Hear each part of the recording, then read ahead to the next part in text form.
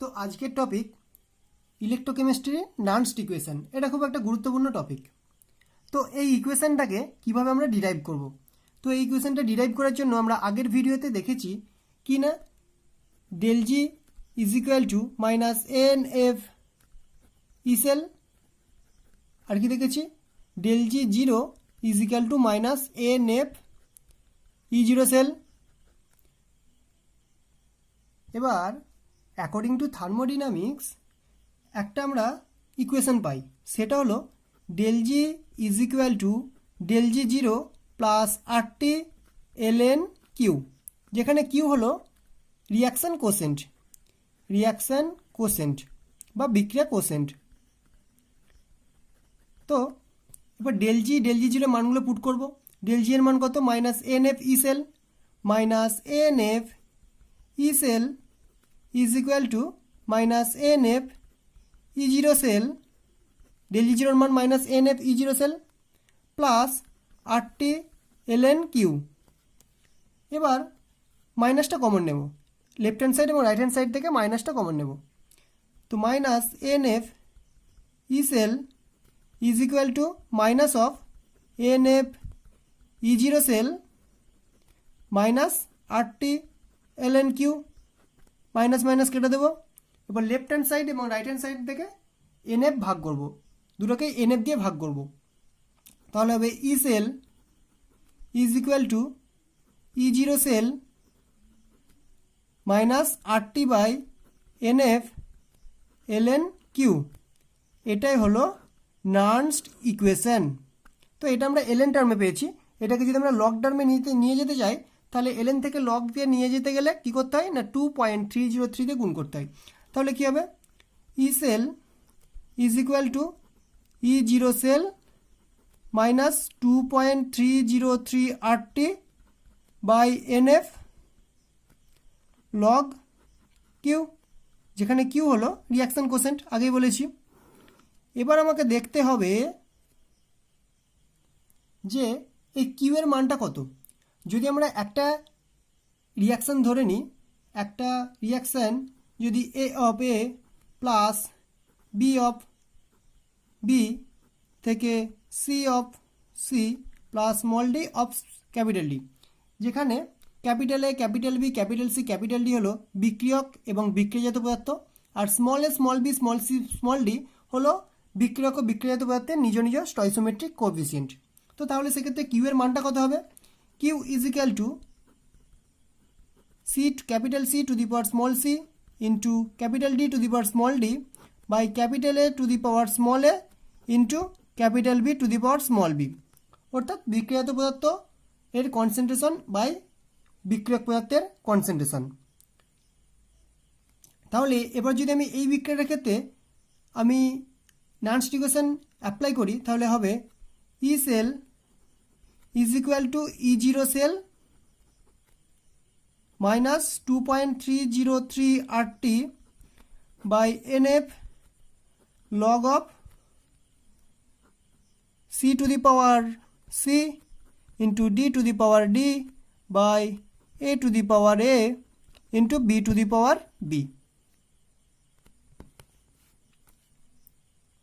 এবার 25 degree Celsius অর্থাৎ 298 kelvin টেম্পারেচারে এই 2.303 R T by N F এর মানটা কত দেখব। এর মানটা কত হবে, 2.303 R T by N F এর মানটা হবে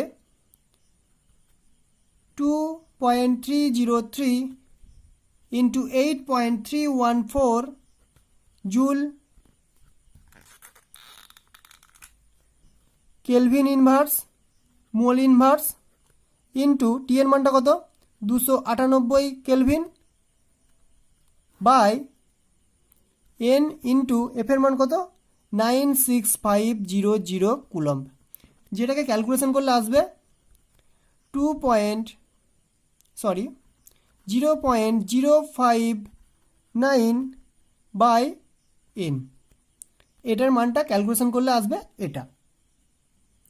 তাহলে কি 25 ডিগ্রি সেলসিয়াস টেম্পারেচারে নানস্ট ইকুয়েশনটা যদি লিখি, E cell is equal to E0 cell minus 0.059 by n log of Q.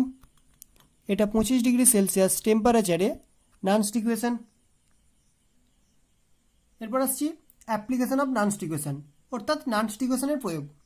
তো নানস্ট ইকুয়েশনের সাহায্যে আমরা কী পারি না, নানস্ট ইকুয়েশনের সাহায্যে আমরা কোনো তড়িৎদ্বার বিভব অর্থাৎ কোনো কোষের বিজারণ বিভব এবং জারণ বিভব বের করতে পারি, অর্থাৎ রিডাকশন পোটেনশিয়াল এবং অক্সিডেশন পোটেনশিয়াল বের করতে পারি।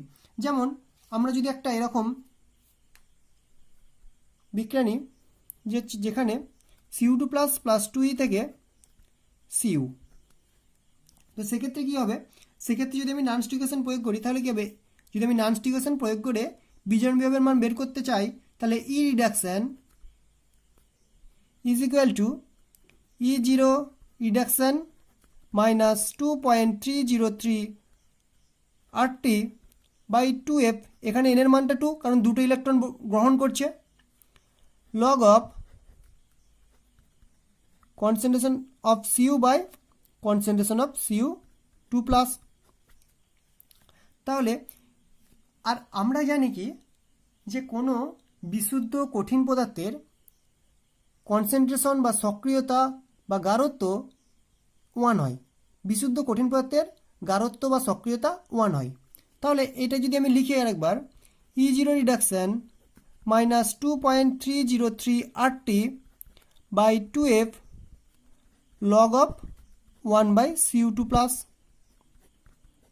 Cu এর মানটা 1 বসিয়ে দিয়েছি কারণ বিশুদ্ধ কঠিন পদার্থের গাঢ়ত্বটা 1 হয়। এবার যদি আমি Cu2 প্লাসটাকে আমি যদি লবে নিয়ে যাই, এটা হরে আছে তো, এটাকে যদি আমি লবে নিয়ে যাই তাহলে এটাকে নিশ্চয়ই মাইনাসটাকে প্লাস করতে হবে। তাহলে E0 reduction plus of 2.303 RT by 2F log of Cu2 plus. এটা গেল এই বিক্রিয়াটার ক্ষেত্রে নানস্ট ইকুয়েশনের সাহায্যে ই রিডাকশনের মানটা আমরা বের করতে পারবো। এবার কয়েকটা কেস আমরা দেখব। এক নম্বর কেসে যদি আমি Cu2 প্লাসের কনসেন্ট্রেশনটা 1 ধরি তাহলে কি হবে, তাহলে আমি এখানে নানস্ট ইকুয়েশন প্রয়োগ করে দেখি।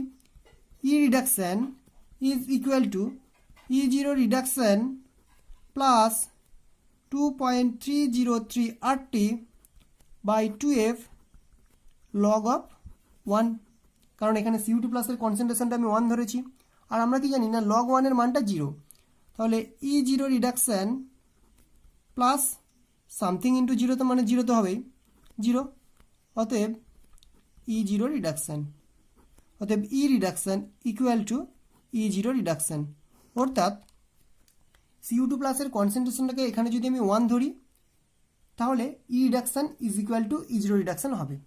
এবার আসছি 2 নম্বর কেসে।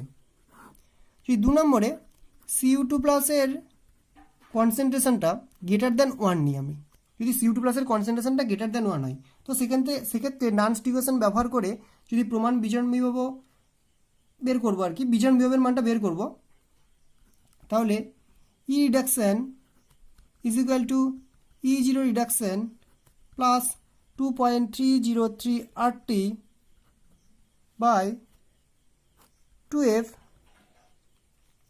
Log of Cu2 plus.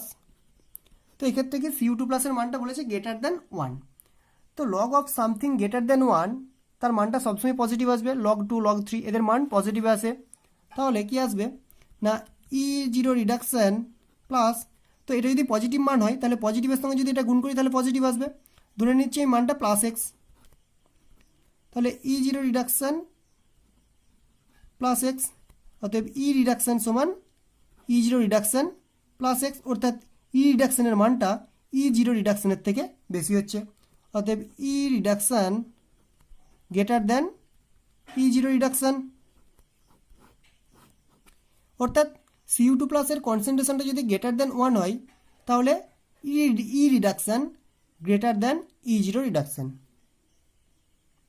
এরপর আছে 3 নম্বর কেসে, যদি Cu2 প্লাসের কনসেন্ট্রেশনটা লেস দ্যান 1 হয়, 1 থেকে যদি কম হয়, তো সেক্ষেত্রে কী হবে, নানস্ট ইকুয়েশনটা প্রয়োগ করে দেখি।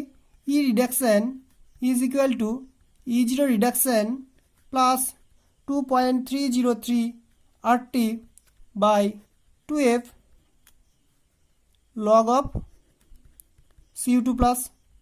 তো এখানে CO2 প্লাসের মানটা যদি একের থেকে কম হয়, অর্থাৎ সামথিং যদি ফ্র্যাকশানে মানটা আসে, তাহলে লগ অফ সামথিং ফ্র্যাকশান মানে আমরা জানি নেগেটিভ মান আসে। তাহলে এক্ষেত্রে E0 রিডাকশান